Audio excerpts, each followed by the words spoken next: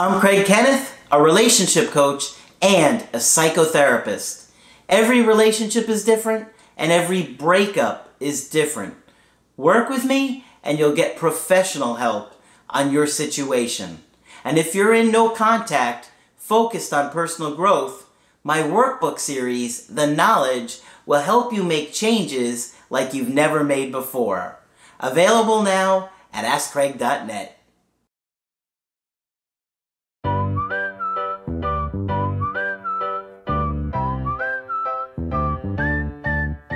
Hi there, I'm Coach Craig Kenneth. And I'm Coach Victoria. And today we're going to be talking about 7 reasons your ex doesn't want to talk to you.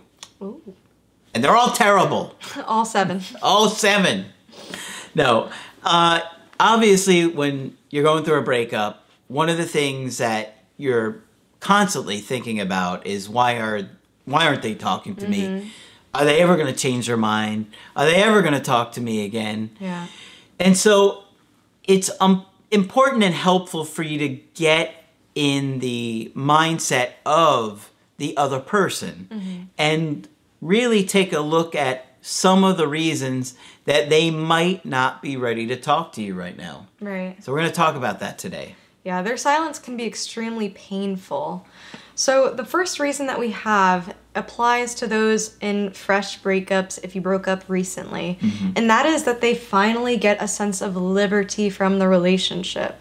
So a lot of times exes will spend a good amount of time during the relationship thinking about how they are going to break up or how they are going to break the news to you. That's never fun. It's never a nice thing to do. And it feels bad even for them just to get that final action done and say to you, listen, this is not working out. Yeah.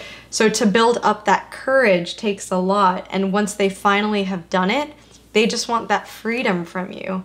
So they're prioritizing right now their own independence, getting settled in this decision that they just made.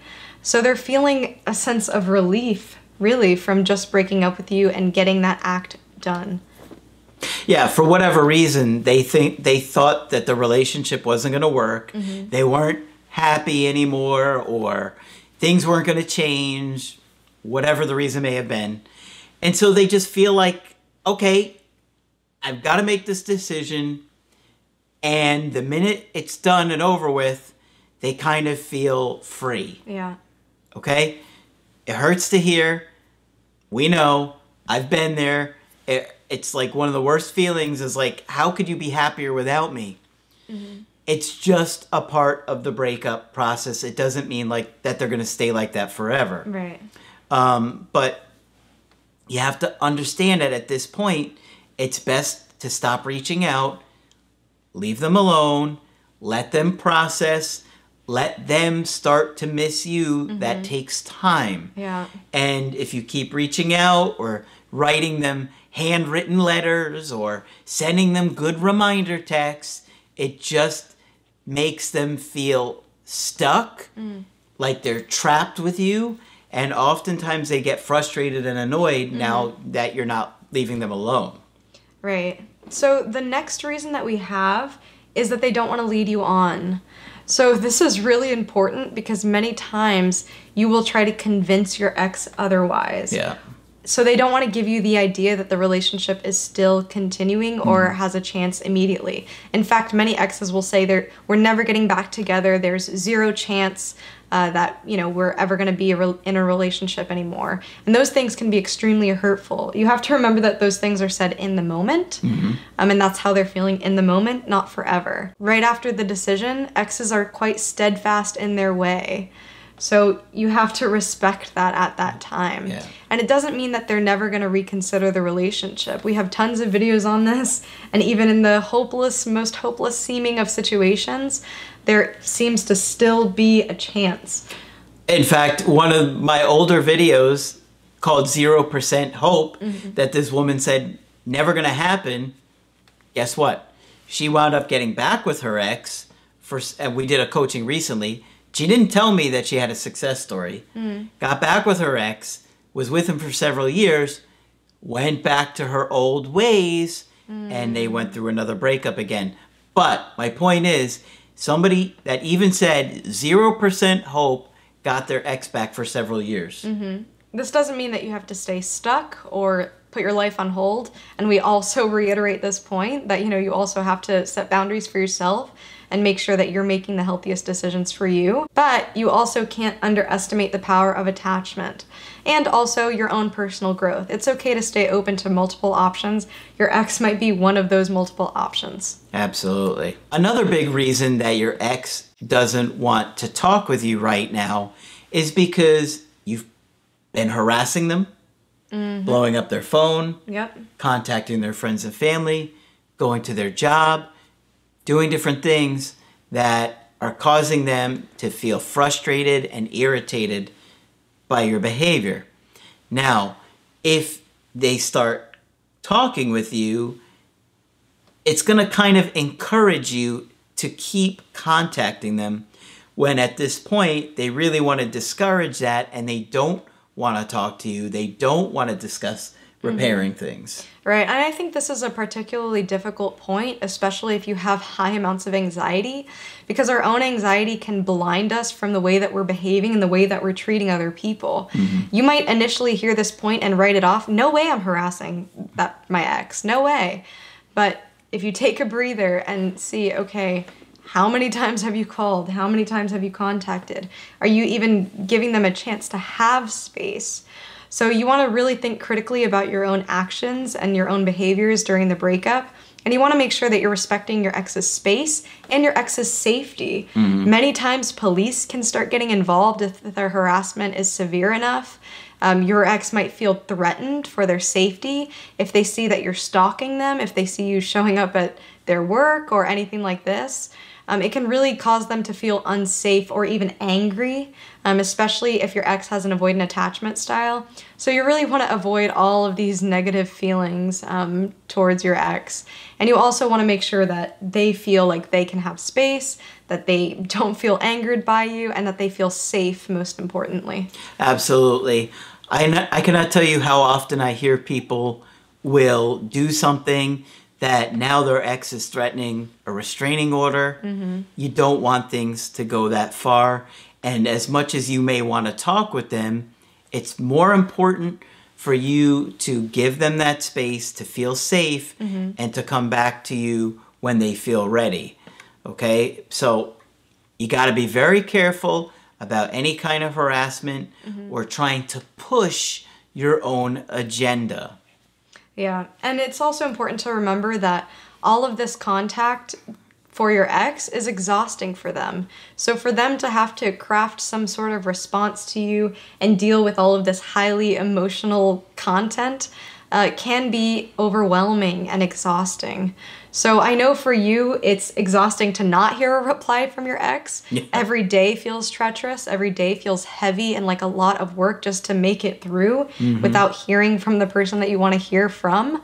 It's also important to remember the flip side of this. How, for them, all of this is highly emotional and it's a lot of work and a lot of emotional labor put into this. Absolutely. So you want to be considerate of that.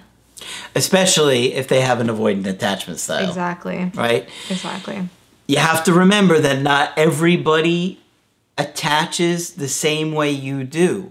And some people need a lot more space and a lot more time to process things.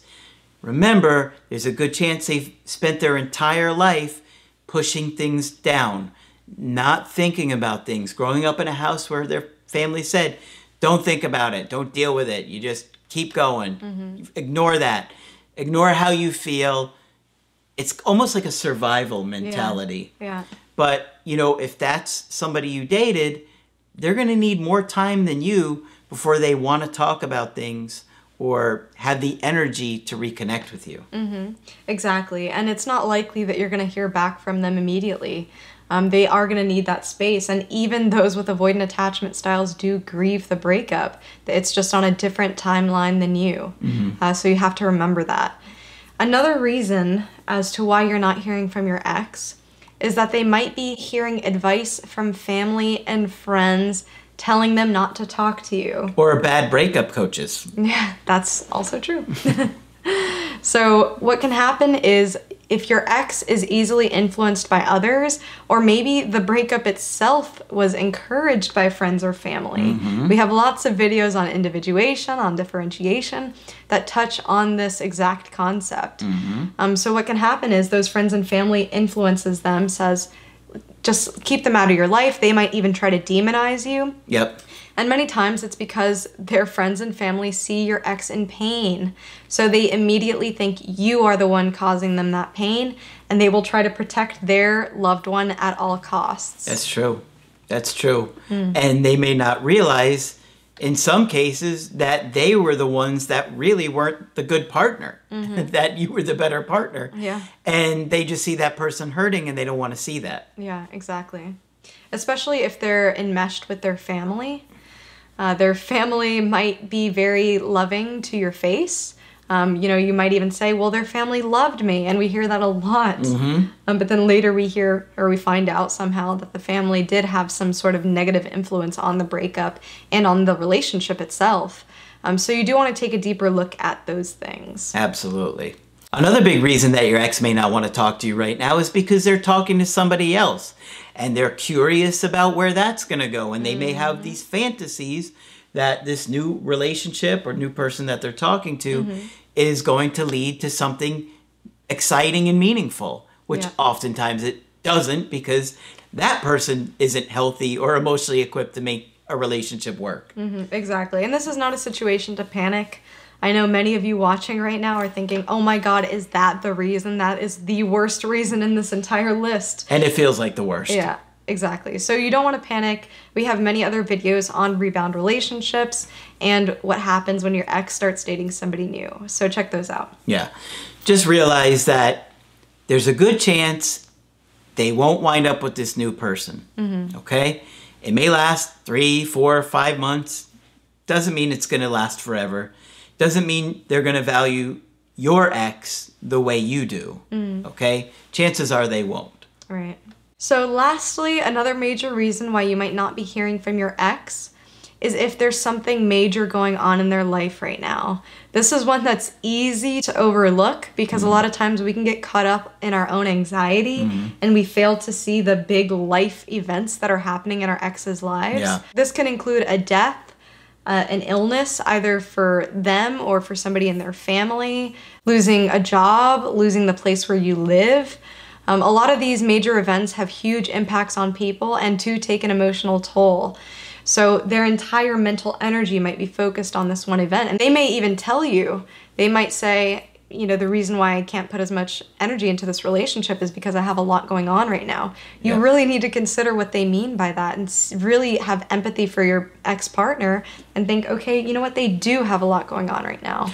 And on top of the big events, a major thing that could be going on with them is their mental health. Trauma, depression, anxiety causes a lot of breakups. And if they're not in the mental state to have the energy to be in a relationship, to give you what you need, to commit to the relationship, oftentimes they feel bad that they're hurting you and disappointing you, and they don't want to keep doing that. And they don't have the energy to keep doing it. Yeah. So that's another big one. So you really want to be mindful of what your ex's experience is. I know right now you're on the other side of it, just staring at your phone, many for hours a day, trying to see if you get a call back from your ex or a text back. Every notification you see your phone light up, you immediately think, oh my God, I hope it's my ex. I know it's terrible, and we've both been there, and it's such a desperate state of being. But you have to try to look at this from your ex's point of view. I think it'll increase your understanding of what's going on, and I also think it'll lower your anxiety if you try to think, okay, this isn't all about what I'm experiencing right now. There's other factors and other things that are happening right now. Absolutely. And we know that you're going to stare at your phone nonstop, like Victoria said, and we just want to normalize that for you. Yeah. And we know how bad you want to talk to that person. But it doesn't mean it's the best thing to happen for your situation right now. If you stay focused on the personal growth, understanding why the relationship didn't work, mistakes that you made, mistakes that your ex made, looking at the bigger picture. You know, if you do a coaching with us, we're going to look at all these things with you and answer the questions that you have as to what happened and strategies on how to repair it. So that way it puts you in a better position to handle yourself well and emotionally centered for when your ex is ready to talk to you. Because oftentimes they do revisit things and do want to talk to you again in the future. Exactly. You have to remember that you're not hearing from them right now. Right now doesn't mean forever. It doesn't mean you'll never hear back from them. It doesn't mean that they'll never reconsider the relationship. Try to find comfort in the fact that now is not forever and this too shall pass. Absolutely. Feelings change, okay? And your feelings can change, their feelings can change, but oftentimes it takes time for that to happen. So stay focused. You want to be ready for when they do reach out. And even if they don't, you want to be ready for somebody else that may blow you away that you're excited to spend time with. Okay, and you don't want to make the same mistakes with them as well. Yep. Hopefully you found this video helpful. Leave comments, let us know if there were other ones that we missed or didn't get to in this video. Of course, if you want to get my help personally, you could go to my website, askcraig.net. Sign up for the coaching option that works best for you. I do email coaching and I do Skype. Of course, Coach Margaret is available for Skype coaching.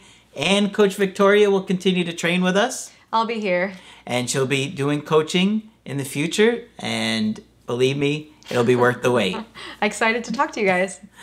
But that's it for this video. I'm Coach Craig Kenneth. I'm Coach Victoria. And we will talk with you soon. To get my help personally, go to askcraig.net and click on Schedule Coaching and choose the option that works best for you. I do email coaching or Skype. To schedule a coaching with Margaret, click on Margaret on the top of the page and order a Skype with her. For the Knowledge Creative Healing course, click on the link at the top of the page and click Get Started Now.